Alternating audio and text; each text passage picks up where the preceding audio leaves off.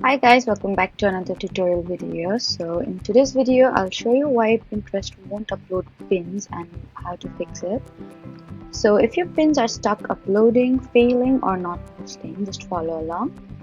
First, check your internet connection and make sure your Wi-Fi or mobile data is stable and working properly. Then you can also try switching between Wi-Fi and mobile data, then try uploading the pin again. Next, you need to make sure the Pinterest app is updated to the latest version. For that, you need to go to App Store, search for Pinterest, and then tap on Update if it appears.